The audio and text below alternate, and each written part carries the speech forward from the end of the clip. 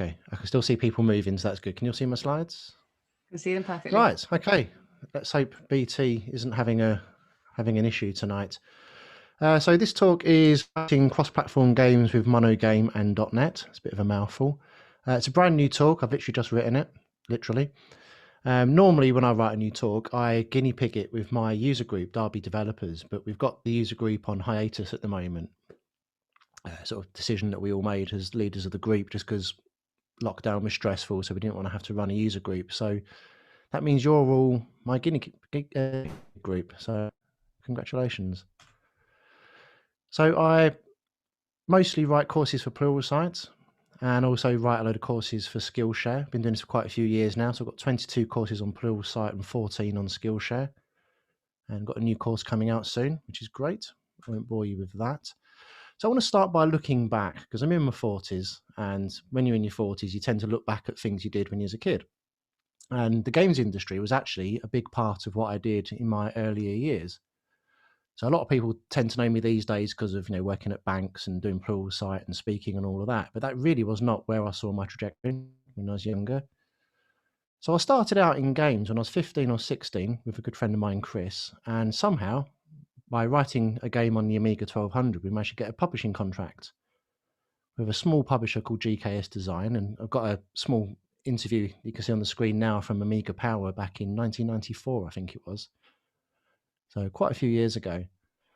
And, being young, naive, and probably a bit cocky for a 16-year-old, we thought our trajectory was set. This is it. We're going to write this game, publish it, retire, as you do when you're that young. But sadly, that didn't happen. But the game itself, the one that we worked on here, was called Dark Commission. It was a cross between Syndicate from Bullfrog, if anyone remembers that game. And it was also a bit of a kind of graphic adventure game as well. So lots of combat, but lots of adventuring elements as well.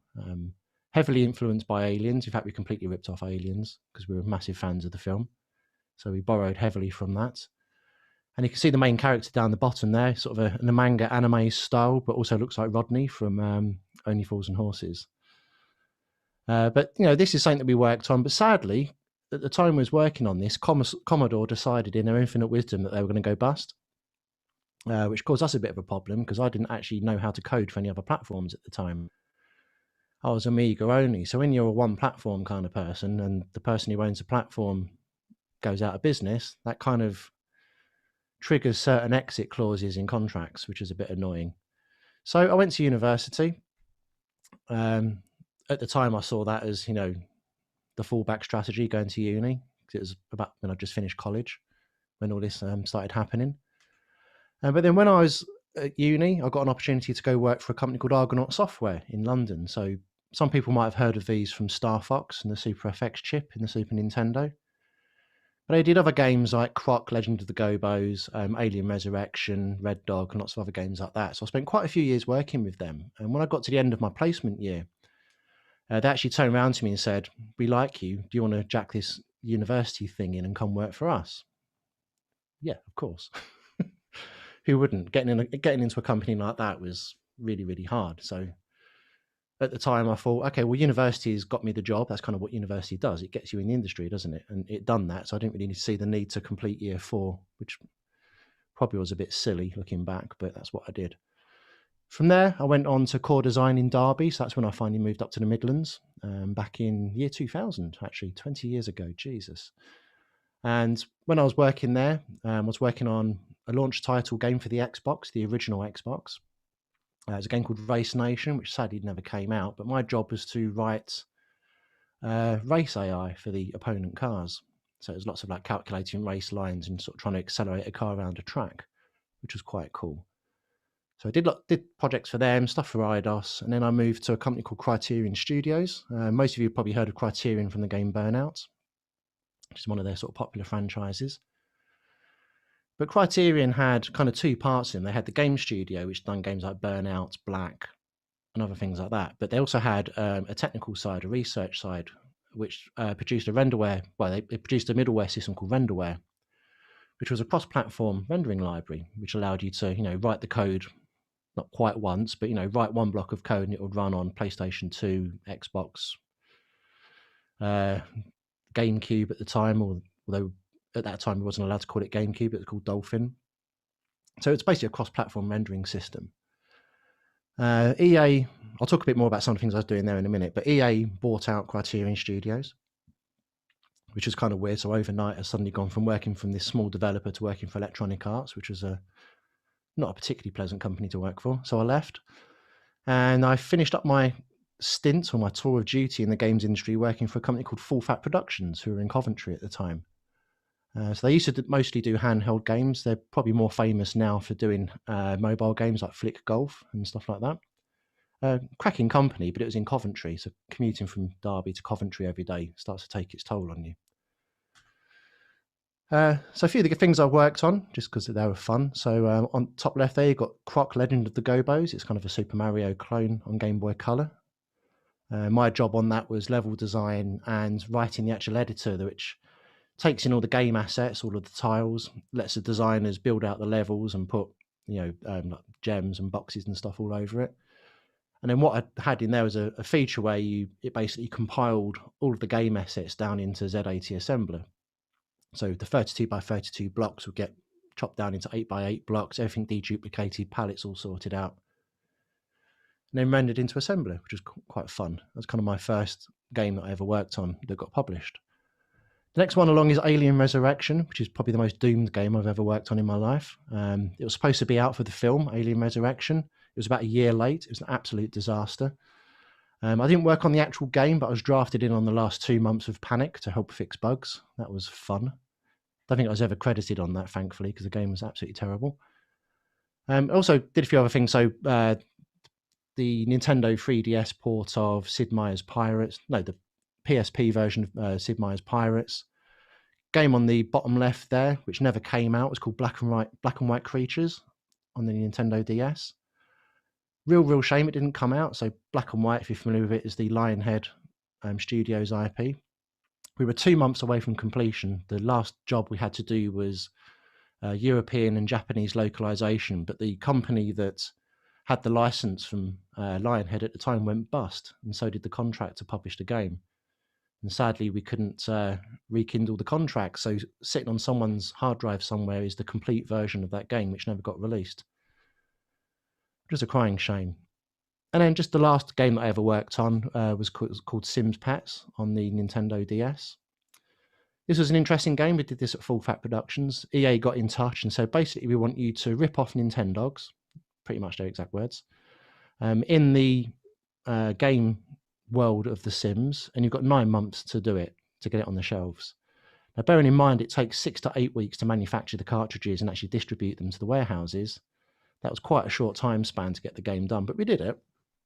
It wasn't particularly engaging or deep game, just because of the time we had, but there's just a few of the things that I worked on. And then kind of at that point, I just got married, we bought a house, we're talking about a family and all that. And commuting to Coventry was getting a bit of a drag and expensive. Derby wasn't quite the hotbed of games development that it used to be. So Core kind of disappeared, and they sort of, that all went a bit wrong for them. Eurocom were on the skids, and, it was just getting increasingly harder to get decent games industry jobs at the time. And still live where we wanted to live. So at that point, I moved on to banking. Before I move on to that, though, I just want to talk about this system here, just because it's cool and I have fond memories of it. When we was at Criterion Software, we worked on this cross-platform rendering system called Renderware. We actually built a game development system called Renderware Studio, which is what you can see on the screen. It kind of looks a bit old and wonky because it was lots of COM controls held together with VB script. But if you think about what Unity is now and what Unity lets you do, this was about 5 years before Unity was ever really kind of popular. And what this system let you do is you had a very thin game engine that would run on a console. So you can see on the screen there, you've got GameCube, PC, PS2, and Xbox at the time, the original Xbox. And each of those consoles would run this sort of small game engine that the developers would build upon. And then you set up a network connection, so you did right-click connect. And then as you dragged assets into the game, they suddenly appeared on the consoles and you could walk around them, interact with them. You wrote what were called behaviors in C++. And in the C++ header files, you would add a little macro scripting language, which you could use to define user interface controls for the editor. So this whole system let you, drag assets in, animation, inverse kinematics, skins, all that sort of stuff, put behaviors on them, link everything together with events. And that's kind of how a lot of games were built. So I think GTA 4 used this, as well as a lot of the Harry Potter games at the time were built using this system, which is absolutely fantastic until EA liked it, bought the company, but didn't actually use the technology, and it kind of got killed, which was a bit sad, but that's just one of these things that happens in the games industry. Anyway, about 2005, I got to the realization that I actually need to get a proper job. So at that point, I left the games industry and started working at Egg in Derby. I was there for 5 years. And then that kind of took me on to the trajectory that I'm on now. So I had to go from like a senior developer job at a games company, basically back down to a junior developer, because I'd never worked in a bank or anything like that before. So I kind of had to go backwards to go forwards, if that makes sense. Just noticed my notes hasn't appeared on my iPad, which is interesting. Okay. So fast forward on to 2020. What a fun year. And there is a point to this. I'm getting to it. So, like everyone else, we're all stuck in lockdown at home. I've got 2 kids, had to try and homeschool them. One of them has just recently been diagnosed with ADHD and autism, which when you've just found this out and you're actually trying to figure out how to educate them, because we're not specialist teachers, let alone special needs teachers, it was kind of really, really stressful. So, and I've sort of suffered with depression before in the past. This isn't a soft skills talk, so don't worry.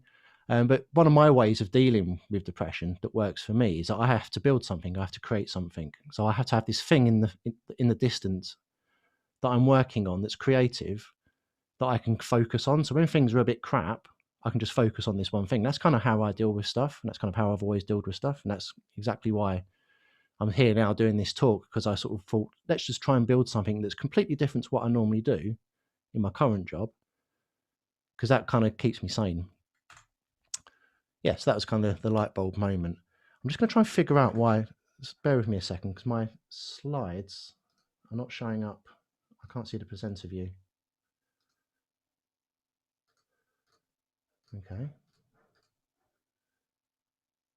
Swap displays. Is that going to work? No. Great. Okay. Bear with me one sec, because this will be a lot easier if I can see what I'm doing.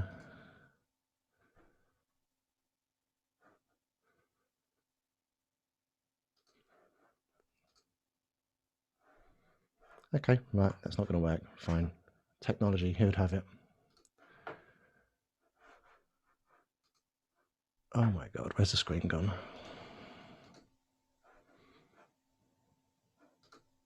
Why is that not coming up? Oh, come on, what screen are you on? I do apologise, I've kind of jinxed myself. Why isn't that showing up? I'd like to say it's because you're using a Mac, but this is ubiquitous, this problem. Nothing to do with Macs whatsoever. What, things disappearing? Yeah, hold on. Let me try this again. It's not even a COVID problem. We all did this on stage once or twice. Oh, lots of times. What? Where on earth? Oh. There should be a button you could press that just puts cat gifs on the screen for everybody else while this is going on. Or dog gifs, I'm not catist. I've completely lost my slides. What is going on? I think one of the favourite ones I've seen was a speaker who I hugely respect locked themselves out of their laptop. They forgot their own password because they were on stage in front of a whole load of people. And I felt so sorry for them. Yeah, that's embarrassing.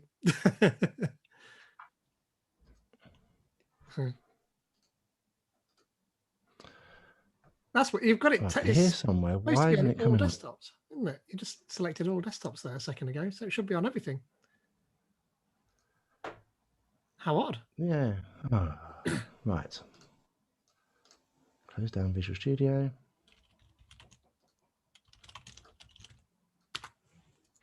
You are literally the only thing running. Where are you?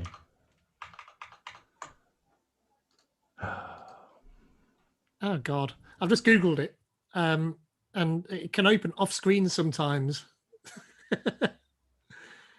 Dear. Right. Force quit. PowerPoint. Bang.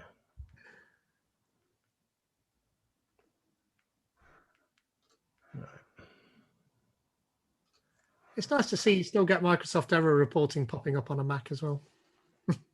Oh, yeah. Right, okay. So I'm not going to have any kind of notes. I'm going to have to completely wing it. Nice. That's fine. Right, so you can all see what I'm doing. Okay, yeah, so I had this idea that I want to work on something that's kind of different to what I normally do with Pluralsight and books and all that sort of stuff. Just something that I can kind of focus on just to keep me sane whilst trying to figure out how to teach my son and an 11-year-old daughter who has the northeast temperament of my wife. So trying to teach her is interesting. Right. Yeah, so this is my way of focusing on depression. So focusing on a problem that you can solve over time, something not work related. And I don't think anyone's ever read this, but there's a guy called Napoleon Hill who wrote a book called Think and Grow Rich. It's kind of a personal finance book, but some of the things he's talking about is actually visualizing success. And kind of one of the premises of the book is that they're saying that the reason a lot of millionaires have become millionaires is because one of the first steps they do is they visualize themselves in that step first and then work out the steps to get there. It's kind of a small but powerful technique, but it kind of works with anything. You kind of visualize what success looks like, what you expect the end result to be. Then you start working backwards about how you think you're going to get there, which is exactly what I did with this. So the next stage was study the shit out of it. So me being me, I go out and buy lots of books on stuff, try and find courses on it, blogs, just digest as much information as I can and take small steps every day. So some days I might get to spend an hour or two on some of this stuff. Some days it might be 10, 15 minutes. But if you do a little bit each day, you kind of gradually, build a lot. So no more soft skills stuff. This is all like nerd stuff now. So when it comes to building a game that's cross-platform, no, I've lost my mouse cursor. Can you see that error reporting thing that just popped up? Right, it's gone. Okay. So when you're building a game, you have kind of two options, really. You can use an engine or you can use a framework. So an engine is something that's kind of more complete. All the real hard stuff's been done for you. So you're just basically building the game with assets and scripts and stuff. So examples of this are Unreal Engine, Unity, Godot or Godot, whatever it's called. There's kind of people still argue about how you're supposed to pronounce it, but it's a very good free open source system you can use. And the one on the bottom right is one that not many people have heard of, but it's fantastic. It's called Defold. So everyone heard of King, the company that makes like all these like gem games like Candy Crush and all of that. So Defold is their internal engine that they build all their games and become mega bazillionaires with. So they open sourced it and they have a full-time team of maintainers working on it for them. And it's a fantastic way. If you want to build 2D cross-platform mobile games quickly and release them, then that's an absolutely fantastic system to use. But me being me, I'm a C# developer. I love C#. I wanted to actually write code. Then I can show it to Microsoft and hopefully keep my MVP award. So that's kind of how that works. So I thought, let's look at MonoGame. Now, MonoGame has got a really interesting history. So it started out as something called XNA. So I don't know if people remember back quite a few years, the XNA framework. And this was, to me, really was Microsoft at their best. This was absolutely fantastic. So they released the Xbox 360, which is still a fantastic machine. But people were like clamoring to be able to do homebrew dev on these machines. And what tends to happen is you get a load of sort of hackers and clever people finding out ways of basically circumventing security on the machines and using that as a way to do homebrew dev. So Microsoft are just like, well, let's just build a system to let them do it anyway. So they come up with XNA, which is a games library that you can use with C#, and that kind of gave birth to the whole Xbox Live Arcade experience of sort of lots of little small, interesting games that are developed by people like us, people who want to build something who aren't mega corporations. Now, before I go on to that, so XNA, sadly, Microsoft has a habit of doing this. When they build something really good, they have a habit of killing it over time.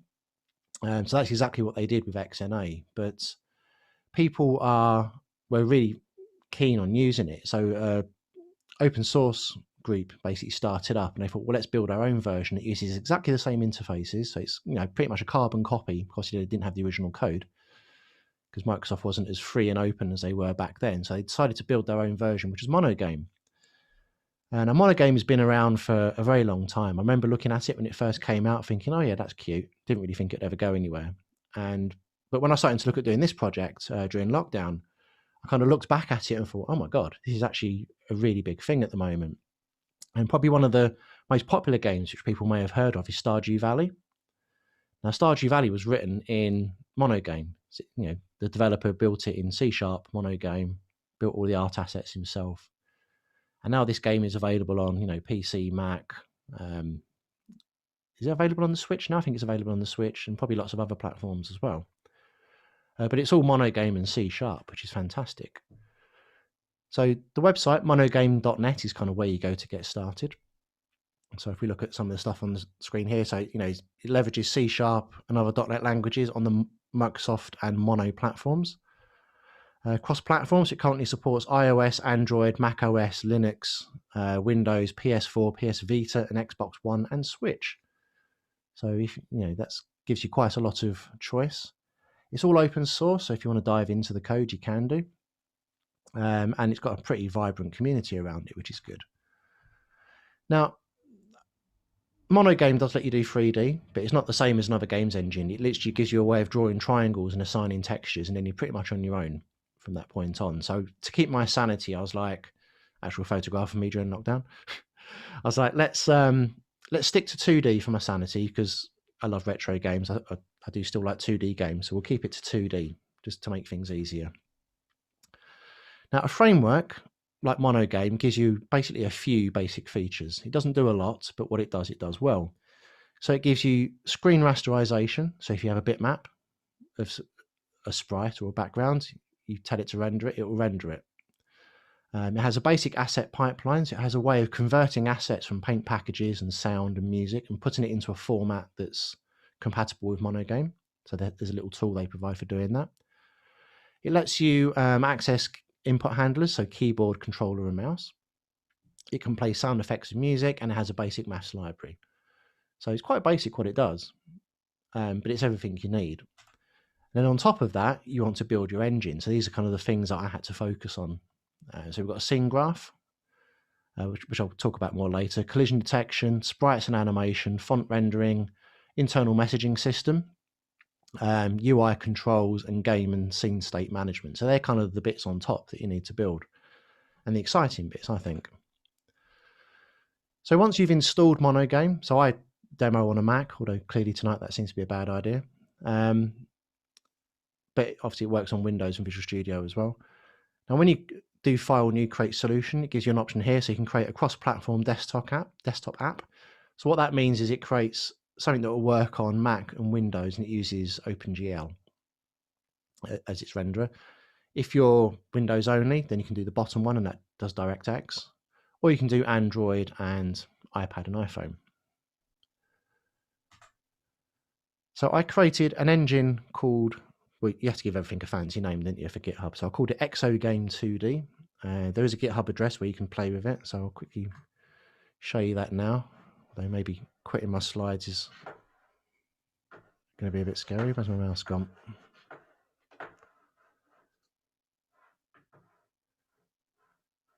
Okay, so I now no longer have a mouse cursor.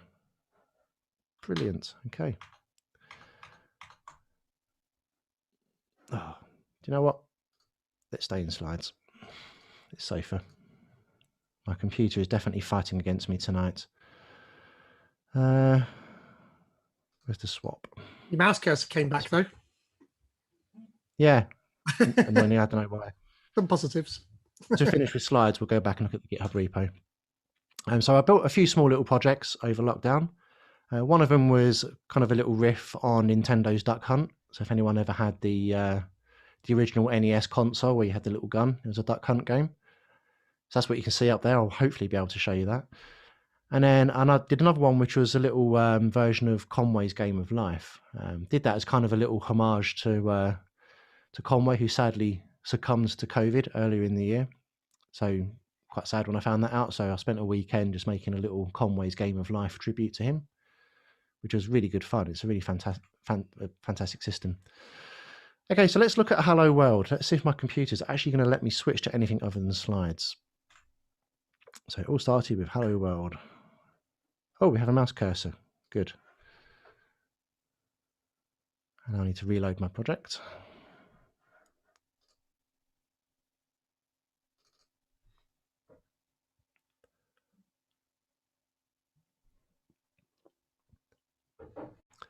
So if you download Exogame from the repository, this is kind of what it looks like at the moment.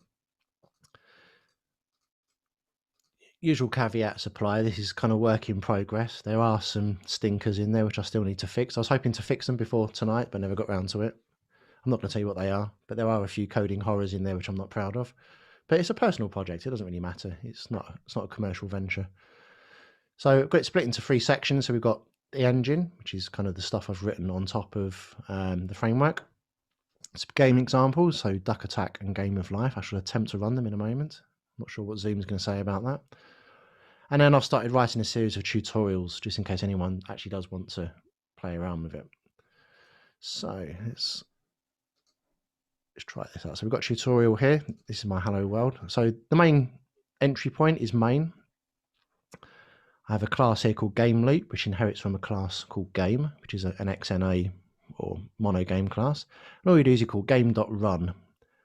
And what happens is inside that class, so I have a constructor where I initialize the engine. So I'm setting my render target to be 1080p. Allow user window resizing true. And then what we have is 2 methods. We have update and draw. Now basically what MonoGame does is it calls update, then draw really, really, really fast. It sits in a very tight loop and it just executes those 2 methods as fast as it can. But every time it runs it, you get a game time variable here, which tells you the time since the last frame that was called. So if you do actually want to do something that's more frame rate dependent and lock it to a certain frame rate, you have the ability to do that as well. So in this simple Hello World example, I've got update. So we update our input handler. I check whether the escape key is pressed. If it is, I exit. If the F key is pressed, it goes to full screen, or I'm definitely not doing that with Zoom running. And then in the draw loop, you call graphicsDevice.clear. I set it to cornflower blue, call the base class draw, and then it should just paint a blue screen. So let's just hope that works. Run project. Okay, hopefully you can all see a cornflower blue screen. That's Hello World in MonoGame. Brilliant, so that works. So we'll come back to a lot more of the things in here. I might just quickly try and show you some of the game demos, just to show you what it is we've been building. So I'll try Duck Attack first. There is some music in this, hopefully you can hear it.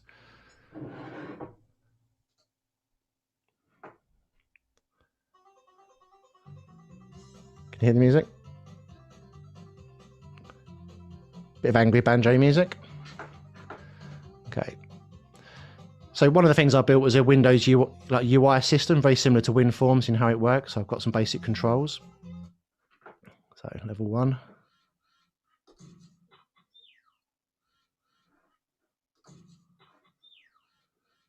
Starts off nice and slow, but as the levels progress, it gets faster. Should have called it Grouse Hunt. It would have been more topical.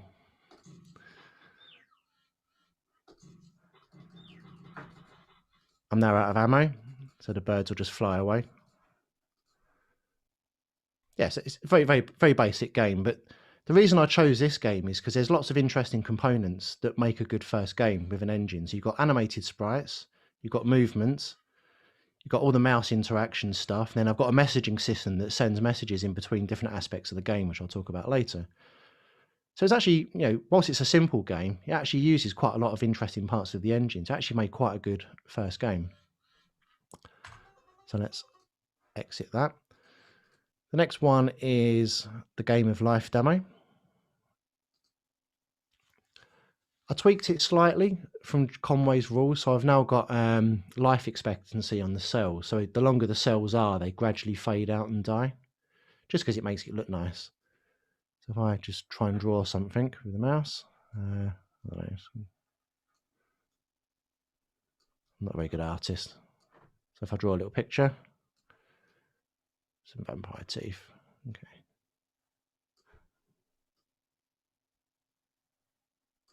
Sort of straight line at the bottom.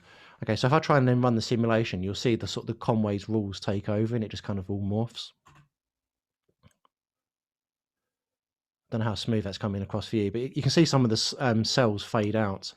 But then if I sort of drag with the mouse, it kind of looks like you're streaming through water a bit, which I thought was quite nice. Can try and build. I think there's a thing here called a glider, which you can build. Oh, you've got a glider here. Anyway, that was kind of the Game of Life demo. So there's two little like projects that I've written with it. I've got some ideas for other projects, which I'll tell you about at the end. Right. Okay, so that was Hello World. We sort of looked at the engine. So one of the things that MonoGame provides is an asset pipeline. So if you're dealing with sprites, so bitmaps, PNGs, JPEGs, that sort of thing, they need to be translated into something that the engine's going to understand. Same with sounds, sound effects, and all of that. Yeah, so a good framework will have an asset pipeline to import assets. So it's the same with things like Unity. I mean, they have a way of importing assets. So MonoGame has this little tool. It's not a particularly elegant tool, but it works. So you create a content file, you load all of your assets in. So here you can see I've got some of the assets for Duck Attack. So we've got the background, we've got the banjo music, a bullet graphic, a bullet spent graphic. I did have a temporary image of Daffy Duck in there before I sort of drew some proper sprites, but Daffy Duck's not really in there anymore.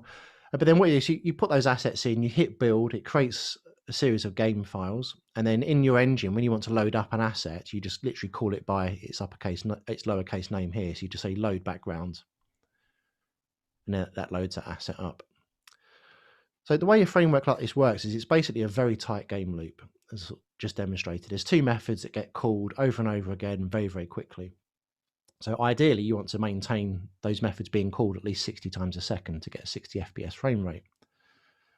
It calls two methods because it separates the updates of game logic from rendering. So in the update method, you'll do things like update the positions of objects on the screen. You might do some AI stuff, checking whether someone's pressed a certain button or hit a certain object with the mouse. That all happens in updates. The draw method, that's purely about drawing stuff on the screen and managing your scene graph. And I'll go through what those look like in a minute. Yeah, so it just runs very, very, very fast. You've got your game logic, AI, physics, if you've got any physics in there, and then you draw your scene graph. Now, one thing you will notice in here is there's no async and await, and that's kind of very deliberate. So when you're working on an enterprise system, when you do async and await, you want the system to go off and do things efficiently in the background and then return when it's all done and it's all nicely parallel. Brilliant for an enterprise system. It's a fantastic feature. Do not want the system controlling that for me when I'm doing a game. I want you to run update and draw as fast as you can. That's all I want it to do. So everything is synchronous. Because at that point, you want to know exactly when everything's running, which is cool. So probably the trickiest thing I had to do is something called view projection scaling. So when you go full screen, it makes a request to the graphic driver, and the graphics driver will return back the most optimal resolution that it thinks it wants to render at. Now, I don't dare go full screen with zoom running because I have no idea what will happen, whether it will return. But if I hit F on most of my demos, it goes into full screen mode. Now, native resolutions can be different on each screen. So I'm working on an iMac here at the minute. So it's a 5K resolution. So it's 5,000 and something along by something equally large in the vertical. But you might be running on a system that, one of these like monitors like Pete's got, where it's about 300 miles long. Or you might have an older monitor and graphics card that can only do 1080p. So when it goes full screen, you have no idea what resolution it's going to render at. So what you need to do is decouple the game world coordinates from the physical screen coordinates. And this is called view projection scaling. So if you look here, so you've got an iMac, you've got the resolution of 5120 by 2880, which is the optimal resolution for rendering on an iMac. But the game demo that I showed you, that was a 1080p window. So what you want to do is when you're drawing stuff in the game, you want to render it at, say, 1080p. So if I put a pixel at position 1010, that might actually be position 5050 on the actual iMac when it renders it. But because you want a consistent render target that you're working with, and you want basically the graphics drivers to worry about kind of how it all gets scaled. I'll show you the code for that in a bit, but that was the bit that gave me the most headaches. And Stack Overflow may have been used in the production of that piece of code. So another thing I had to build in was sprites and animated sprites. So a sprite is basically an array of pixel data. It's RGB values. So if you use Photoshop, or the system I use is called Ace Sprite, which is a really cool little sort of shareware type tool, which lets you draw 2D graphics. It's basically just a long array of RGB values. So what you do is you take those image assets and you put them into that tool that I showed you earlier, the MonoGame pipeline tool, and then that will convert it into something that MonoGame is looking for. Then that lets you render directly onto the screen. So for example, here we've got my duck, one of the ducks on the left. We've got the crosshair, which is another sprite, and then you've got the duck death animation where it falls out the sky, and then a little duck indicator. They're all individual little sprites.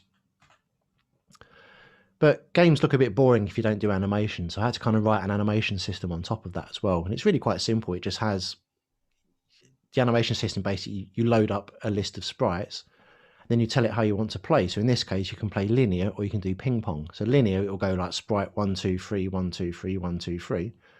Or ping pong, it will go sprite 1, 2, 3, 2, 1, 2, 3, 2, 1.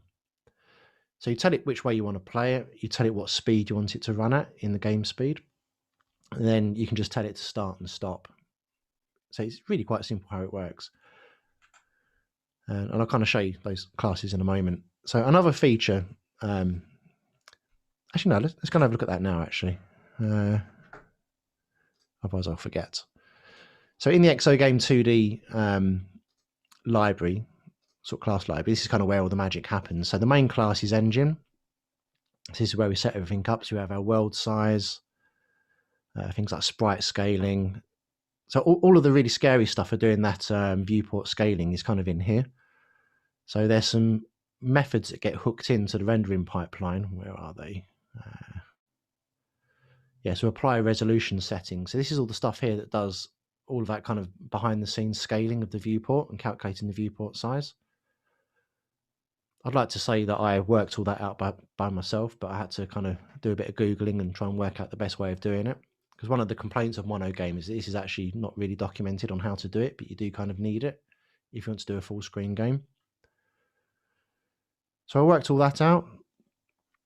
So that's engine. And then I've got a folder here called renderers. So we have a sprite based class. So a sprite has a texture. So texture 2D is a MonoGame, an XNA framework object. This is what the textures get loaded to. Each sprite has a location, so where it is on the screen in game coordinates. And then you can have a velocity. So if you add a velocity onto a location, you should start getting the sprite moving on the screen. We have a reference to a content manager, which is kind of basically a class, which is just a big collection of where I load all of the game assets into. Sprite batch is a MonoGame piece of terminology. So you create a sprite batch, you do begin sprite batch, you render a load of stuff. Then when you say close sprite batch, it then forces it all onto the screen. So it's kind of a way to do batch rendering. Then we've got things like, rendering the bounding box, stuff like that, and a way of loading the content. So when we load the content, you literally just do content manager.load, tell it that you want to load a texture 2D, and then you give it the name, which was the file name in the asset tool. So it's quite simple to load stuff up. And sitting on top of that, we have a sprite. Now the sprite has various different things, like we've got a collides with method. So I'll talk about collision a bit more in a moment, but obviously you want to be able to detect when two things have hit each other, because it'd be a bit of a boring game if things don't hit each other. We've got the actual stuff that does the rendering. But then the interesting one is animated sprites, which kind of builds on that. So we have sprite base. We have a list of texture 2D. So if I've got 3 frames in my animation, so my little duck that was flying was literally just 3 frames of it flapping its arms. They're all loaded into here. You set an animation speed of how fast you want it to go to. Tell it the current frame. So you start at 0. Tell it whether it's a ping pong or not. And then we have an internal timer that runs as well. So you can specify how fast or how slow you want the sprites to run. And then inside, if you want to control that manually, we've got a method here called next frame, which will just cycle through the frames based on whether you're doing linear or ping pong. Or you can have basic play and stop controls on the animation. So when we look at the duck attack code later, where I've got like a class called duck, inside that you're effectively managing a state machine. Games are just state machines and a render loop. It's effectively what they are. So when you've got the duck flying around, that might be in the flying state, and then when I've shot it, it will then go into the death state, which then plays that animation of it falling out of the screen. So all that's just controlled through very simple states and switch statements. There's kind of nothing fancy about it at all. Okay, let's hope that PowerPoint works. Okay, good. So a game is nothing without control. So if you can't actually control the characters on the screen or what you're doing, then it's kind of a bit boring. That quote is by me. Didn't actually get that from anywhere. So with MonoGame, you have support for controllers. So I know on Windows you can do this, but you can do this on Mac as well. So you can pair a PS4 controller or an Xbox controller, which is great. You can obviously use the mouse, or you can use a keyboard. So the demos I've done is mostly mouse and keyboard. I've not actually written the controller, PS4 controller methods yet, because I haven't really needed it for Duck Attack. Collision detection. So this is an interesting one. So fun comes when objects interact with each other. So in the Duck Attack game, you saw that we could shoot the ducks in a non-lethal way, and they fall out the screen, and they're totally not harmed. Collision detection can be computationally expensive, so there's different ways in which you can do it. So therefore, we've got a few cheats that we do. So the two that we use are bounding box collision and pixel perfect collision. So bounding box is if you've got a sprite on the screen, if you imagine a tight box around that character and then a tight box around another character. When those two boxes intersect, that's classed as a collision. Now, it's not totally accurate. So if you've got kind of an odd shaped, like a circular sprite, for example, if you imagine drawing a box around it, you've actually got quite a bit of wasted space around there. So you could actually get two objects colliding at the corners where they're not actually colliding, but in terms of the boxes around them, they are colliding. But bounding box collision is very cheap to do. It's a very computationally easy thing to work out. The more expensive one is called pixel perfect collision, where you have two objects that might have, kind of intricate shapes. Then they could get right close to each other, but if none of the pixels are actually touching, then it's not a collision until one of the pixels touches the other object. And that's quite computationally expensive to do. I'll show you the code for doing that in a moment. So if you imagine like we've got Duck Attack here, this is kind of what it looks like with the rendered bounding boxes on it. What I've actually done for the crosshair is, in the actual game, the crosshair is more of that small, the bounding box is that small square in the middle, not the actual full crosshair. Otherwise it'd be a bit inaccurate when you're trying to shoot the ducks. So I've got three different game modes: easy, medium, and hard. In easy and medium, it's all bounding box collision. So you can kind of think of it like aim assist, because you can be a little bit inaccurate but still hit the duck. When you put it into hard mode, it does pixel perfect collision, which means you have to be completely bang on. So when you're running on some of the later levels and the ducks are going quite fast, they actually become quite hard to hit, which is quite cool. So what you tend to do is you want to kind of have a best of both worlds. So what you might want to do is you might want to start off with a bounding box collision and say, right, have I got an intersection between, in this case here, we've got a pirate lady, I think, and I stole this off the internet. So you've got like a pirate lady and a fire. So you can see here you've got an intersection between two bounding boxes. Once you've got that intersection, you can then switch over to pixel perfect collision, because you know those two objects are close, and you can then work out whether she has properly intersected with the fire.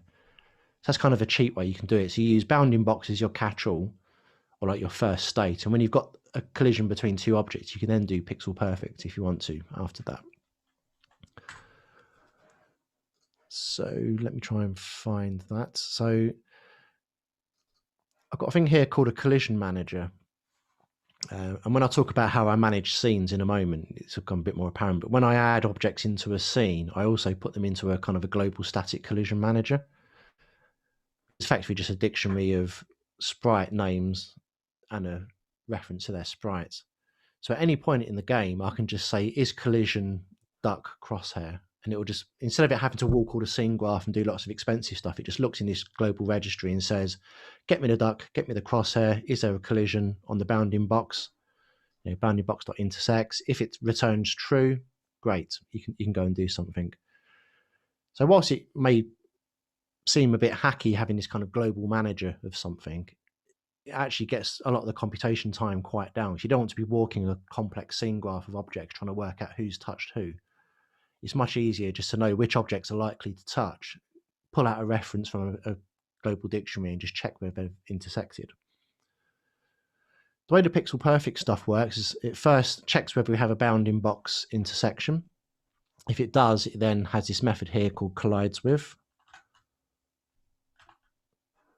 And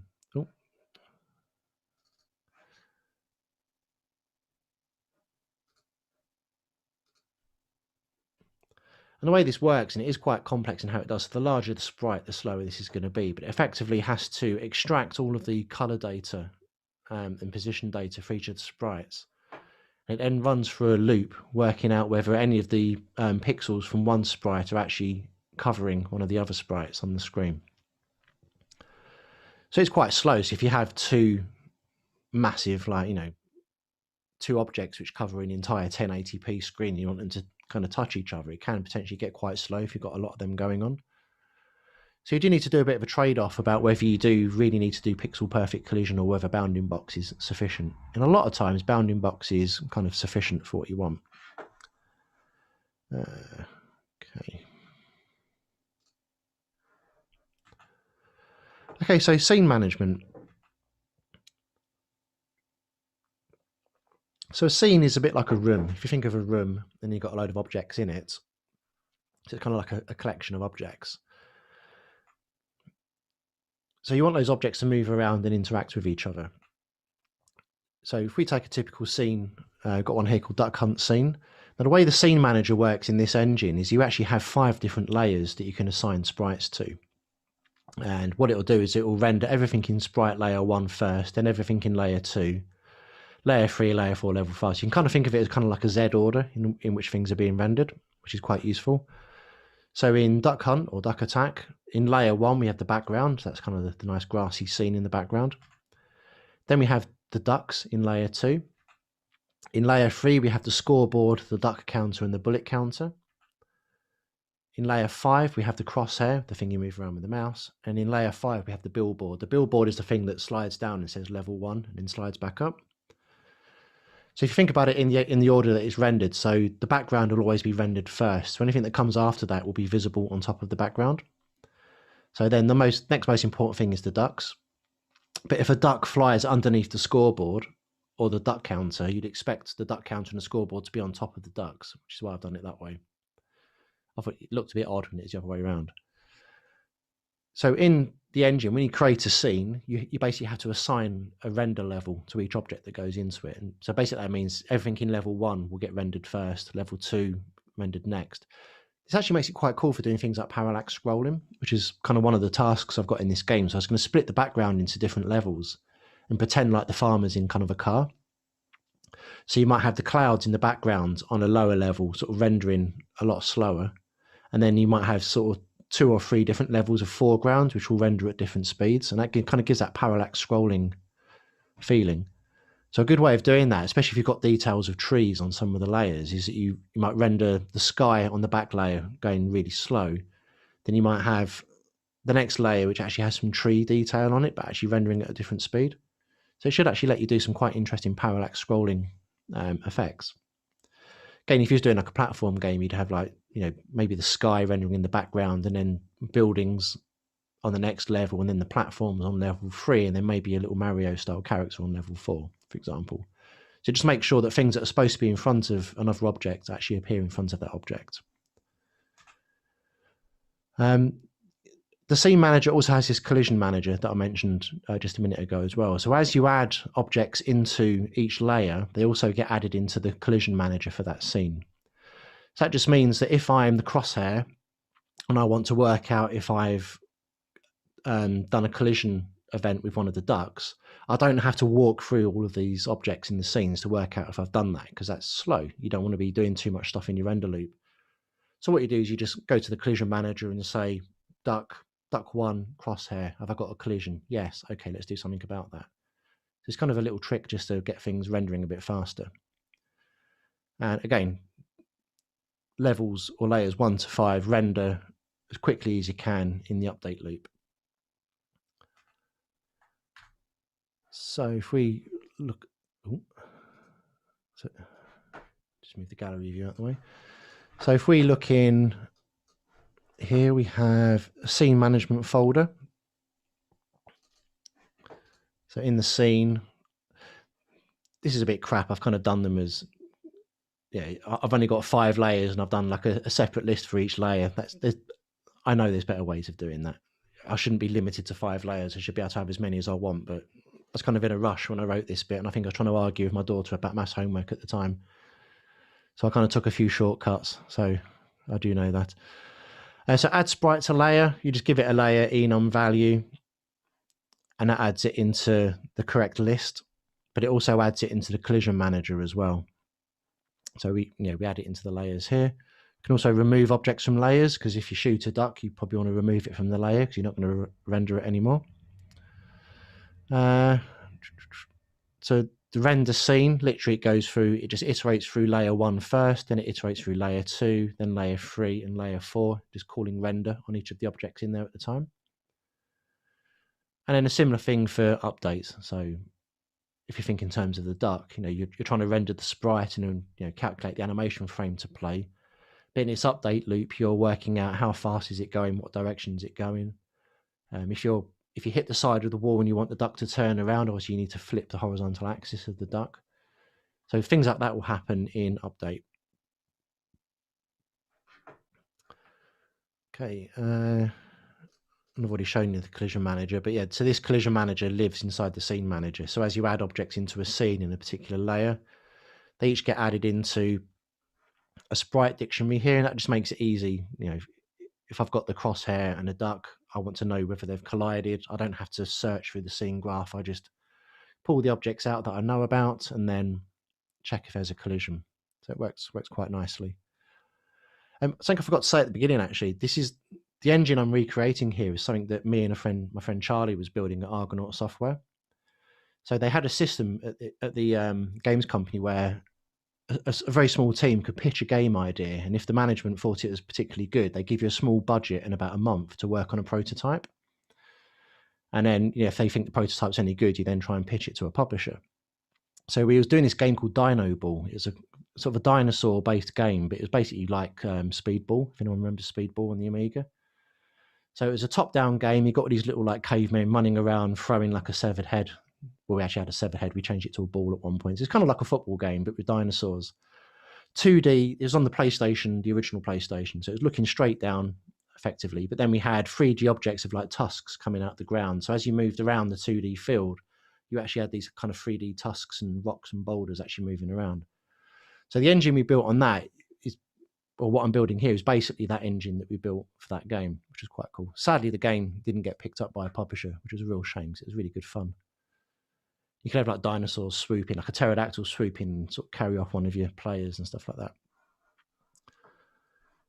So I didn't just make this up. I'm actually trying to recreate something that I built sort of back in 1998, I think it was.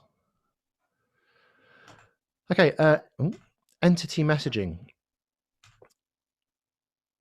So each asset in a game that you add to the scene, none of those assets know anything about each other. So a duck doesn't know what a crosshair is. The duck doesn't know what the scoreboard is. Everything is completely isolated and separate.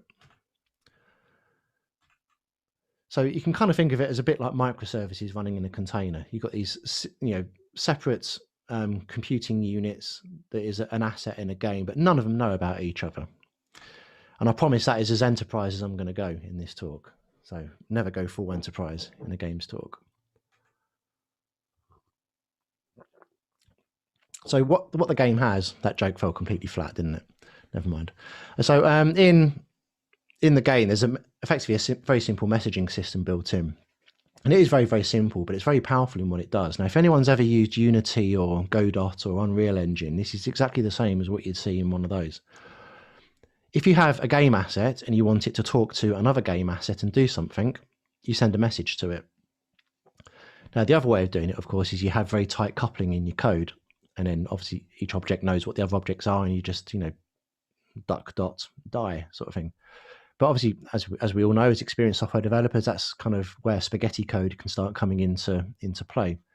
So really what you want to do is you want to have these kind of separate game entities that are completely isolated from each other. And the only way you talk to them is through queues. It's kind of very similar to what we do in our day jobs. So there's a system in there called channels, and it is really, really, really simple because I've not built the advanced features yet. And it is basically a dictionary of queues. So the key is a name, and then you have a dictionary in the queue. It's very basic. So, for example, we've got a queue called duck hit, a queue called scoreboard, a queue called gun fired, and a queue called sound effects. So that kind of like the duck hit and a queue, that's classed as a channel. It's a named channel. So you can add channels, remove them, you can check if they exist, you can clear them, you can post messages, you can retrieve messages. It's kind of like very, very baby rabbit MQ in how it works. So for example, if you have your crosshair and the crosshair knows that it's looking for ducks, and say if you've got a collision with some ducks, you can send a message to the ducks and say, I've hit you, but you can also send a message to the sound effects engine at the same time and say, play a gunshot sound. I've demonstrated the gunshots with a nice M50 50 cal carbine down there, because why not? So that's kind of how the things work. So you send a message to the duck receives that message and goes, oh no, I'm dead. And it then goes into a set, effectively, animation at that point. So you have a state machine that runs, you've got timers triggered off of it. So for the first 1 second, I want to flash the duck and and show the duck sprite. And then I switch to the duck dying state, which is where it shows that inverted duck, and then it falls out the sky, and I send a message to the sound effects player saying play the whistle, which is that kind of whistle sound as it dropped. So that's kind of how you tie things together. So really what we have is, the duck fires, or you fire, you hit a duck, or you don't hit a duck. Another message gets sent to the bullet counter to reduce the amount of bullets that you've got. Another one gets sent to the duck counter at the bottom there to say how many ducks have been either hit or missed. And then you send a message to the scoreboard to say add 10 points when you hit a duck. So none of these objects directly know about each other, but you tie them together by sending very simple events. And it's very, very basic what I've built in there. So what I want to have in there is when you create a channel, I want it to have it automatically create an RTX channel or a return channel, so that you could have that entity kind of send a message back to its original caller. And that's something that I think would be quite cool.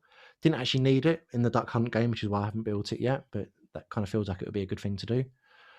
And then also things like message ordering and correlation IDs and batching, kind of the things you'd expect in things like ZeroMQ or RabbitMQ. And where that would be useful is if you're doing kind of like a real-time strategy game like Command and Conquer, where you're controlling lots of units. You might send lots of different commands to different units, but you might actually want to batch them up and actually execute them in a certain order at a specific time, as opposed to straight away, which is kind of where correlation IDs and batching could actually be useful. So if we were to look at something in Duck Attack, so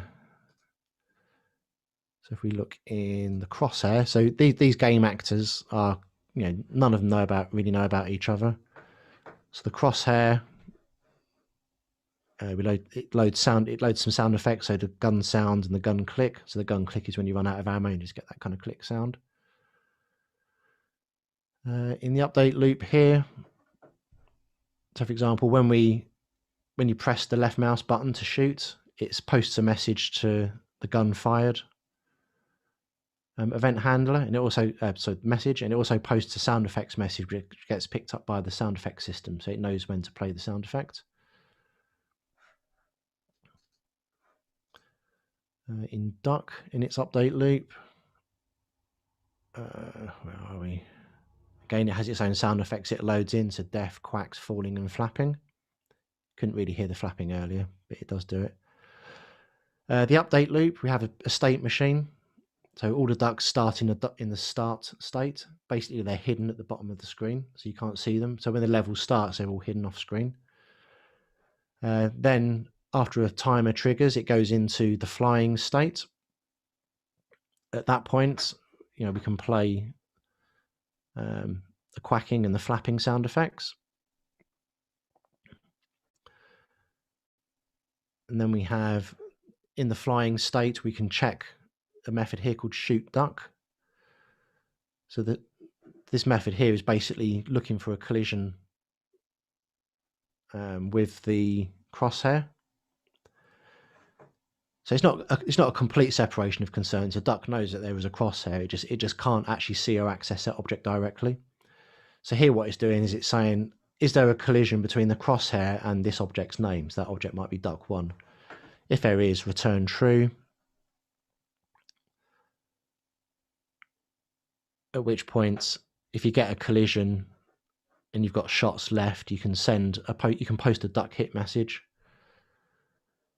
And you can also post a score increment to the scoreboards. The whole thing's just basically held together by events and messages. So if anyone has, say, ever seen or used Unity or things like that, it's kind of a similar concept to that. It's all event-based. But this actually makes it really powerful and really easy to get things going, because you can develop each kind of game actor individually and test them individually. And then it just becomes a case of hooking them up using this event system to actually make things happen.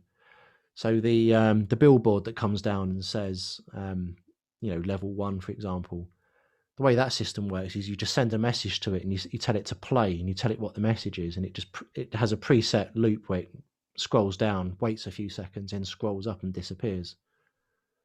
And you can kind of trigger that at any point you want from within the game engine, which is quite nice. Okay, what are we doing for time? Okay, so that's kind of the first version of it. That's kind of where I got to over lockdown. Now, since things have eased up a bit, I've kind of had to spend more time working on actual work stuff. I've got a feeling I may be revisiting some of this stuff soon, as further lockdowns maybe potentially happen. So future game goals. So I've actually got quite a few things I want to build with it. No like commercial aspirations of it at all. It's just purely a piece of fun. So one game I really want to do a version of, like a nice looking version of, is Horace Goes Skiing. I was addicted to this game as a kid on the Spectrum. Absolutely loved it. It's just so cute. You've got a little guy and you scroll down. You have to try and go through the flags, avoid the trees. You get loads of money. You go to the ski shop. You buy better equipment.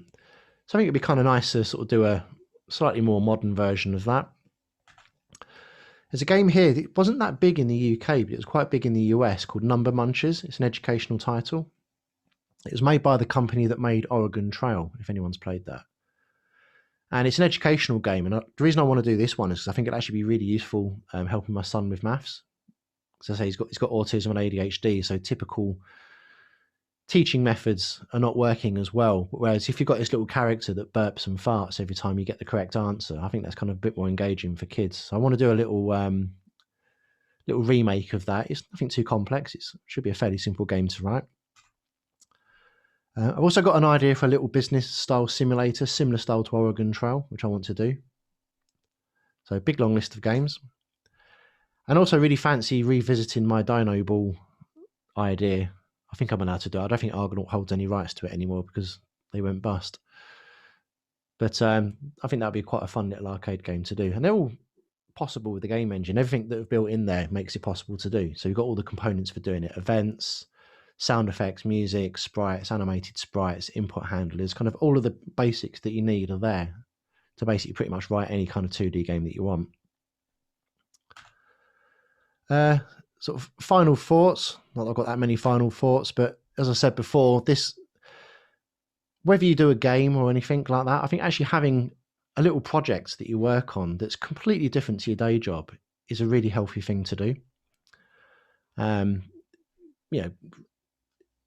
Ignoring the idea of like a lockdown, just in general, having kind of, especially if you're having a shit time at work, having kind of a different thing that you can apply your mind to, where you can just kind of think of a spot in the future, visualize what it's going to look like, and then just work out how you're going to get to it. Like work backwards and work out how you're going to build this thing, even if it's small steps at a time. I mean, sometimes I'd spend 5 minutes a day on this. Sometimes I'd get a bit more time and do 2 hours or an hour. It kind of really depended on what was going on that day. But the more you do that, you take small steps each day, you actually end up building something pretty cool. So that's kind of the main thing, is like do coding for fun. I mean, I imagine the majority of us spend a lot of our time doing soulless enterprise applications, which are interesting to certain degrees, but after 15, 20 years, you end up solving exactly the same problems over and over again, but with different frameworks. Kind of gets a bit boring after about 10, 15 years. So actually applying your mind to something completely different is really good. And doing a game engine is a completely different paradigm. You know, whether you're using Angular, React, Blazor, or whatever, they're all fantastic systems. but they all kind of work in kind of a similar way. It's all very sort of state-based pages being rendered. You're kind of doing the same stuff, but with just different engines. Whereas this is a complete paradigm shift. It's like you have a very tight render loop and you have to try and get everything done so that you can maintain 60 frames a second. It kind of makes you think in a different way. Simple things like if you've got a directed graph of objects and you want those objects to talk to each other, the algorithmically proper way is to walk the graph and kind of, walk backwards, go back to the grandparents and then walk down the siblings and stuff. Great, but rubbish for a game because that's very expensive to do that. So it kind of makes you think of like different cheaty, hacky ways of getting around what should be a fairly simple problem. So that's kind of the main message from it, code for fun. So that's it. How long did that last, along with all my fumblings with PowerPoint? About an hour. You can mostly find me on Pluralsight. I do a whole range of stuff on there. So at this point, I normally say hands up if you're a Pluralsight subscriber, but I can literally only see 4 people on the screen, so I'm not going to ask that. But you can find me on there. I've been working with them for about 6.5 years now. I do a range of courses from got quite a few .NET based ones through to sort of soft skills, leadership and management style stuff, because I find workplace psychology quite interesting. So I've done quite a few courses around that area. I don't know if anyone uses Skillshare. Skillshare is where I put the stuff that Pluralsight doesn't want, but I want to build it anyway, so I just upload it onto Skillshare. So I've got quite a few interesting courses on there. But with that, thank you very much. I apologise for the fumbling with technology earlier. I kind of got a bit thrown for a loop there because my presenter view didn't show up on my iPad, which is kind of fun, but never mind. We got there in the end. So I don't know what happens now, whether Pete or Jessica takes over. Yeah, any questions? Go on, Jess. Go on. It was a really fantastic talk. Thank you so much for that, Stephen. For those who don't know as well, Stephen also runs a few podcasts, which are well worth listening to. Unfortunately, I'm on 2 of his episodes of Side Hustle. So you'd have to listen to my squeaky voice for a little while if you want to listen to that one. Stephen, they're actually very good episodes, actually. I interviewed Jessica, and yeah, it's just Jessica on the first one. I interviewed her while she was organising DDD East Midlands, which I'm wearing a hoodie for. And then we did one in January at NDC London, which was kind of the post-mortem, like kind of, how did it go? And I interviewed Jessica and Morton on that one. And they're 2 really interesting episodes. If you want to see what goes into organising a conference. I think we got carried away in the second one. We talked a bit too much, but it was good fun. Would you like us to open up the floor to questions and unmute everybody? We can have a go. Cool. Let's give it a go, see what happens. There we go. You have to unmute yourselves. All we can do is ask you to do that. But yeah, so do unmute yourself and ask. Mordy, who's now left, I think, wanted to know if you're taking requests on games to make. Sure, why not? As long as it's 2D. I cannot be bothered with 3D. Yeah, I want Dizzy doing. I spent years doing 3D. Really hard. I want Dizzy doing, please. I'll tell you what though, I mean, if you are thinking of tinkering with stuff, I mean, you don't necessarily have to build like a whole engine yourself. Where's the slide? I mean, there are some really fantastic free systems out there. So Unreal Engine, you can actually use Unreal Engine for free if C++ is your thing. Unity is good, but it is a bit cumbersome. It is a bit of a beast. Well, it's turned into a beast just by the virtue of its age. These 2 down here, so I was saying about Defold, which is worth looking at. That's the one that King used for doing things like Candy Crush and Soda Crush or whatever they're called. Don't discount it just because it's those games. They built a fantastic engine and they were really good enough to actually open source it and pay for the maintainers. So they actually pay people just to work on it full time. And there's another one called Godot or Godot. So people seem to argue about what it's called, including the creators. But that's if you want to build cross-platform games, either 2D or 3D over mobile, but you don't want to have to worry about writing a rendering engine and all that sort of stuff yourself, then that's a really good platform to use. And it's completely free. It's open source. And there's lots of books and courses, not on Pluralsight, I might add, but there are courses all over the internet and lots of YouTube videos which show you how to do it. So if you just want to actually build things and you've got some art assets and you just want to link them together using messaging, like we talked about earlier, you can just use those systems. It's good fun. So it forces you to think in a different way. And you don't have to create anything commercial if you don't want to. I mean, that little duck attack game I done's pants, but it was good fun. Yeah, well, you're going to learn concepts, aren't you? How it works. Scratch is about as far as I've gone for making games. I made a little Dizzy. I'll put the link in the chat in there because I grew up playing that sort of game. So similar to you with Horace Goes Skiing and Horace and the Spiders and all of those things is where we grew up, I guess, with age, aren't we? As soon as you hit 40, you start reminiscing about the things from when you was a kid. Yeah, I've still got them. It's all good. Carl's asked a question in the chat. Based on your last comments, would you say that Unreal is an easier engine to pick up for a new user? Probably not, because it's huge. It's massive, and you have to use C++ as well. So when I showed with Unreal, you can code in C# in Unreal. Oh, can you now? Okay. Yeah, and there are courses for beginners as well. Yeah. Okay. I mean, yeah, sure. Why not? Does Unreal do 2D as well? Or is that mostly 3D? Yeah, you can do 2D and 3D, but the C# courses and documentation is pretty strong. Oh, okay. Fair enough. It's moved along a lot since I last used it. Unreal's a bit of an interesting one at the minute because they're having their weird spats with Apple at the moment, which is all getting a bit messy. So I know a lot of Unreal developers were getting a bit worried because Apple were threatening to cancel all of Epic's developer accounts, but the court stepped in and said, no, you can only suspend Fortnite. It was a little bit rude what they did, I think. Kind of circumvent. To be fair, though, I mean, I know Epic's got, I don't want to get into a Apple war, but I know, I'll say my stance on it and then you can all shout at me if you disagree. But, so Apple's App Store policies where they charge 30% and the monopolistic stuff, completely agree with that. That has to change. But from my stance, Epic had signed a developer agreement. And Americans love their contracts. They love to sue each other over everything. They sign a developer agreement and then they've completely blown it to pieces. In that respect, they kind of deserve everything they get because that's the way the legal system works. That's why you sign contracts. So if they're trying to prove some big point and go up against Apple, I think they're mad. But there you go.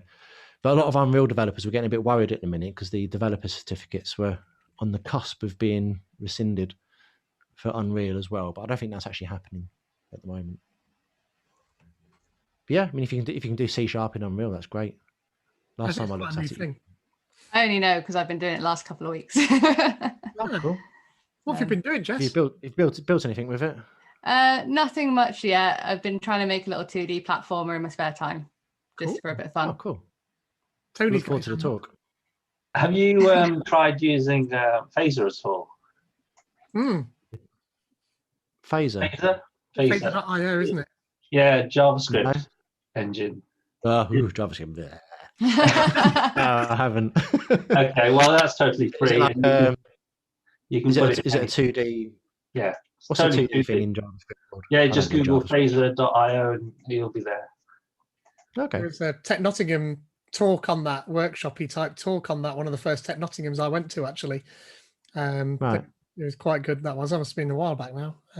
There's a really good hack at Hack24 as well that I lost a lot of time on, where someone had made a game using Phaser, which was you had to avoid people in a corridor and stay a certain amount of distance away from them. Phaser.io, is it? Yeah. Is that it? Yep.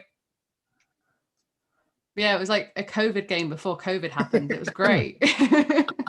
Yeah, so I've written a game. I'm writing a game using that at the moment. But I'm looking at Godot after that, and it's to teach maths for children as well. So, and that's in my spare time. Amazing. Cool. That looks pretty good. I mean, Godot looks really, really, really good. I mean, I was going to use that first. I mean, the reason I stuck with MonoGame and C# is just purely because I'm a Microsoft MVP. So if you show Microsoft these things, they let you keep the award, hopefully. Plus, I love C# anyway, but Godot or Godot, whatever it's called, I mean, that's a brilliant system, that is. Yeah. There's lots of there's also a lot of support for tiled as well in a lot of these sort of game engines. I don't know if you looked into that for creating your environments at all in future. I mean, I don't know. I mean, not in this particular engine. I mean, I've done obviously a lot of that stuff before. I mean, the thing I did on actually, let's see if I can find a video of it. Just bore you all with a video. I had it earlier. Croc. GBC. Yeah. This is the Game Boy game that I did. First projects I released. See the video, okay? Yeah. Yeah. So on that, I did a lot of the level design, but also did wrote all the tools for it. So we wrote a system where the artist would create all of the tiles in fairly limited palettes as 30 by 32 pixel tiles. Load it into the editor, and then designers would build the levels. But then what it'll do is it had to get those first two tiles, split them into 8 by 8 tiles, and then it had to work out if there's any duplicates across a tile map, because the Game Boy really has no memory on it. So you had to do that and optimize all the palettes. And then that would give you a warning to tell you whether the artist had gone over their color count or not, which really pleased them when you told them that. But then it had to convert all of the tile maps to palettes, and then all of the map data into assembly language. Well, not even assembly language, it's hex codes. It's just pages and pages of hex, which then gets loaded into the engine, which is quite cool. I really like this game. It's kind of it has its fans. You still get people talking about it on the internet, which is nice. In fact, has it got bits on? This is like a complete work through.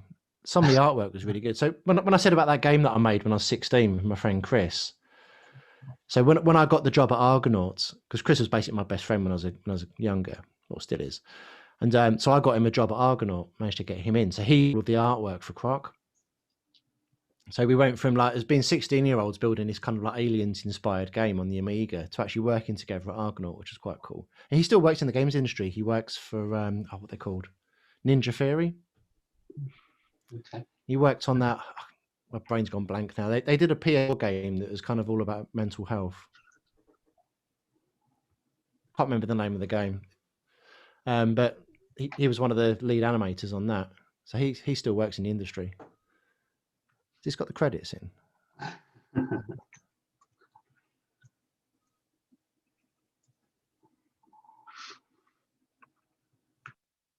The end screen, because you had literally no memory when you got to the end of the game. There was you're like haggling for bits and bytes on the cartridge at that point.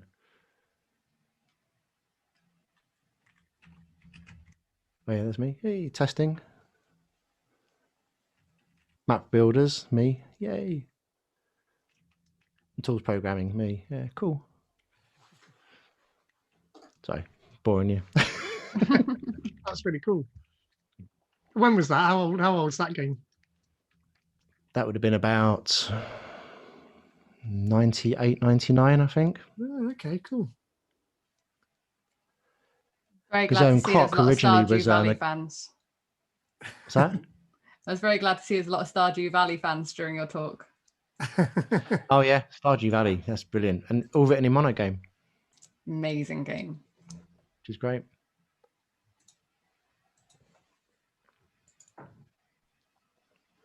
Any other questions?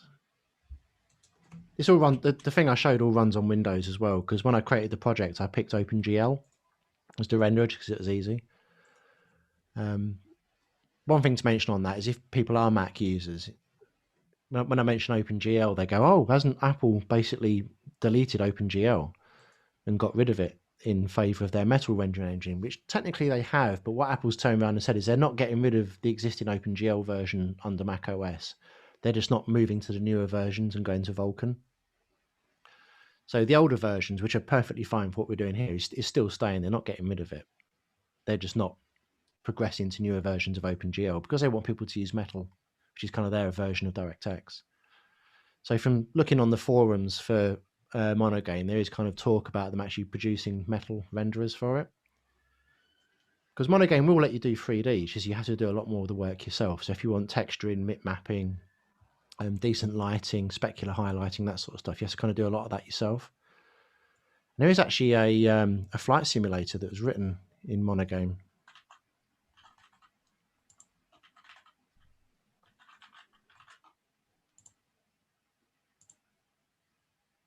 While he's searching for that, I have a question for Pete. Okay, there's the flight sim there. Do we know about JetBrains winners? No, I've not even looked. We can do that. Let's have a look.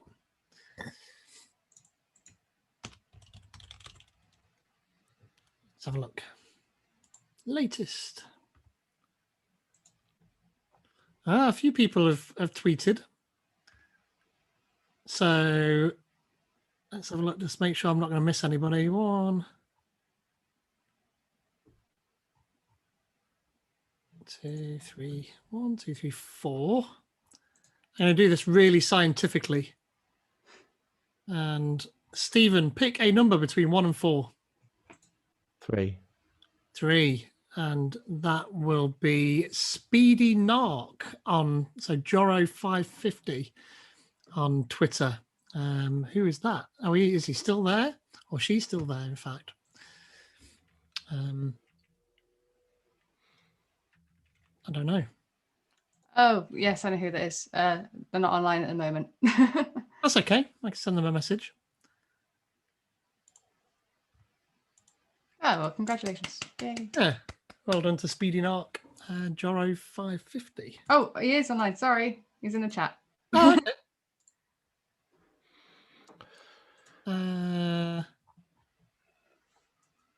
Well, how do you know that? Oh, is that a private message then? No, it's on to everyone. Just hello. Sinners, Mark. Oh, okay. Right. I was mistiming my looking there. Well done. If you drop us a follow on either me personally or .NET Knots, if you don't already do that, then I'll send you a key and some details on how to join, rather claim. Well done. Well, thank you very much for everything, Stephen. It's been really good. Thank you to Pete for doing the JetBrains thing, because I keep forgetting to do it every month. No, you reminded me. Yeah, thank you. And if anyone wants to hang around, have a drink, chat, the Zoom will stay open until the last person leaves, pretty much, which will be Pete normally. Some hardcore. And Stephen, I don't know if you wanted to. I mean, if you got to go, are you hanging around or what? I can hang around for about 10 minutes or so. I don't know if you wanted to do like a file new Hello World on what it was, just to show us, because obviously we've seen code and everything, but I don't know how easy that would be for you to kind of file new Hello World and drag a couple of things on the screen. I don't know. Today's the first time I've looked at this code in about 6 weeks. So. I mean, the best thing to do is go to the GitHub repo and then look at the tutorials that are in there. Hold on. Is it okay if I post a blog about this talk as well, Stephen, on our blog site? Yeah, that's fine. Awesome sauce. Right, just share my screen again.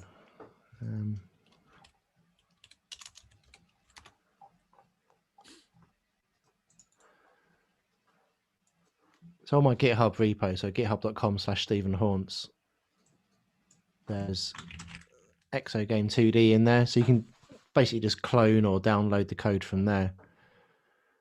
All loads as one solution. But then there's some tutorials in here. I've basically got about 16 tutorials planned. I've just not actually finished writing them all yet. Which kind of take you through each of the different things that you can do. But the draw sprite one, does what it says on the tin. It just lets you load up a sprite, which is a logo, and it just lets you draw it onto the screen. You say graphics device.clear, tell it what color to clear it to. You say begin render scene, because the sprite gets added into the scene in layer 1, and then you just say end render, and then it switches it onto the screen. That's probably the simplest one.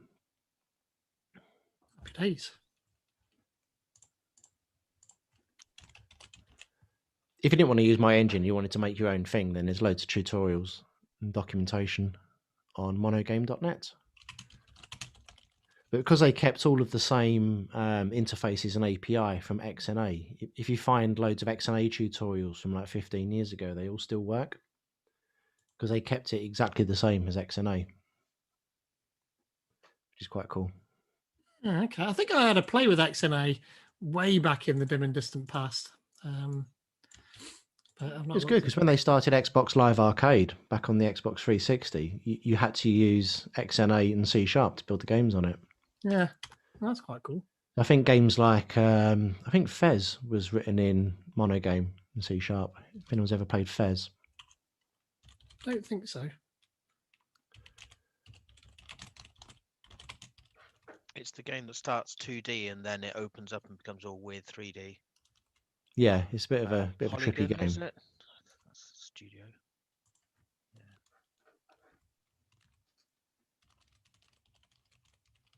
Yeah, so there's loads of little starter guides on there, which will help you out.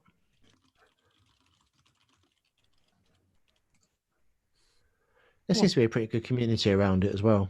But say if you enjoy C# and you want to have a bit more control over what you're doing, then it's quite a good little framework to use. I like it.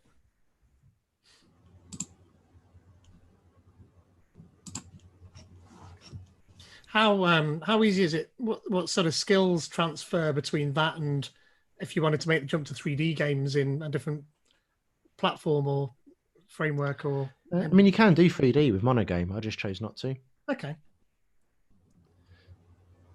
So I'm not quite sure how the asset pipeline works, but I mean, if you're using something like Blender, you can get 3D models out of it, turn them into assets for MonoGame, and then render them onto the screen. Right. But whereas, if you're trying to do something more modern where people expect really fancy lighting and shadows and stuff like that, you're not going to get any of that in MonoGame. You have to do that yourself. Yeah, that makes And sense. when I was at Criterion, I wrote a shadow renderer, and it's really hard. Don't do it. Don't do it again. It's all RTX and ray tracing now, though, isn't it? Imagine that. Yeah, so MonoGame does have full shader support, especially if you're doing stuff on Windows as well, and you want to do stuff that works on NVIDIA properly. The thing. NVIDIA's a dirty word on the Mac. Oh. Go ahead. I was going to say the thing about 3D games is that 3D maths is really difficult.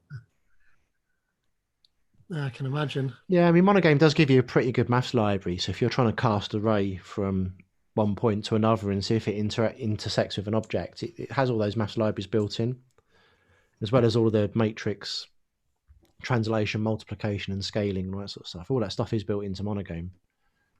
So you can do it. But if you want an easier ride of it to build a 3D game, you probably want to use something like Unreal Engine or Unity or... Yeah. Some games have made a lot of money from having really bad physics, right? Like Gang Beasts and Octodads. Yeah. I play too many games. They've tried too hard with the physics, like Goat Simulator.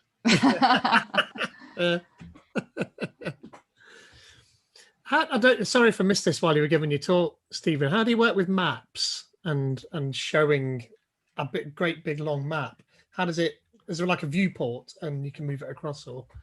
I mean, there is a viewport, so if you render any pixels outside the viewport, it won't get rendered. But if you're doing a lot of processing on a larger map in your update method, that won't get stopped. So you do need to keep track of that yourself. Right. So if you're just rendering, say, 32 by 32 or 64 by 64 tiles, for example, I mean, you know how big your map is, and you know roughly where your map is on the screen. So you might have kind of a 2-tile kind of border around what's viewable, so that you can actually sort of tell when things go out of view.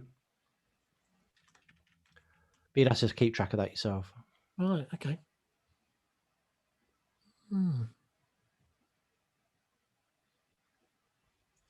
I like it.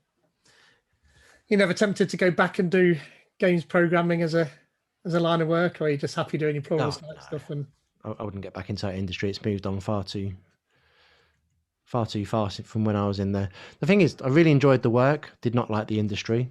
I don't know what it's like now, but there was some really shady crap going on when I was there. Like when I worked at Tomb Raider, Core Design, because obviously a lot of people who worked on Tomb Raider got massive bonuses. So there's this really big like culture of big bonuses at that place.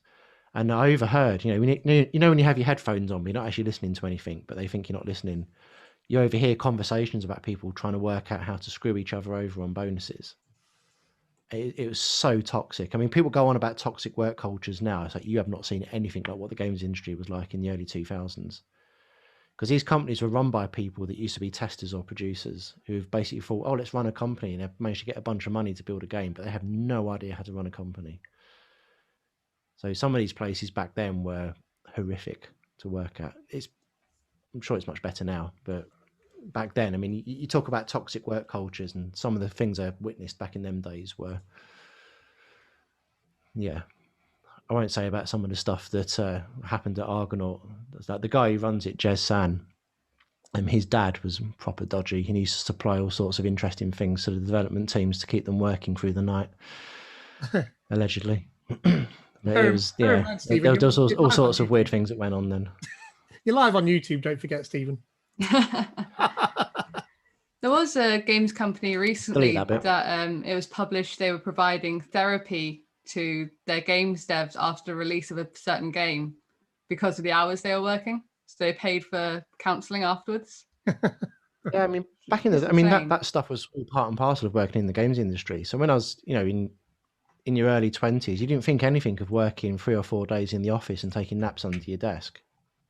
That was kind of, it seems stupid thinking about it now, but that was kind of what you expected, and everyone kind of enjoyed it. And there was a kind of level of camaraderie between the team when you had to do things like that. I couldn't even imagine doing anything like that now. 11 o'clock at night, past that, I'm useless. So I couldn't do that now. But I think the games industry now is very different to what it was back then. I'm trying to think of the games team. There's a really well-known team who don't shave throughout the entire development of a game. And they have like before and after pictures of their giant beards. That was Hello Games, the guys who did No Man's Sky. Okay. I loved that. It was so good. Imagine those beards got quite long. They did. Depends if they only got 3 months to make the game. Yeah, so I mean, I imagine the games industry is a completely different world now. Would I be able to go back into it? Nah, I don't think so. Working in an office again for somebody else, Stephen. We've had this discussion before, haven't we? Oh yeah. Plus, I just couldn't work for anyone else. No, I'd be a horrific employee. I'm too used to doing things my own way. Yeah. Oh, that's cool. Has anybody else got any more questions? What time next month? What's the date next month? Monday, the 26th of October. Cool. From 6:30. We've got Martin Beebe and Luce Carter, so 2 fab speakers for that event. That's going to be good. What is it? Then November's is pretty cool. I'm not going to announce that just yet, but you can take a hint. if you are a .NET dev, then you know what's happening in November, so you can take your lead off of who you think we've got for our November meetup. And it's not Scott Hanselman. So.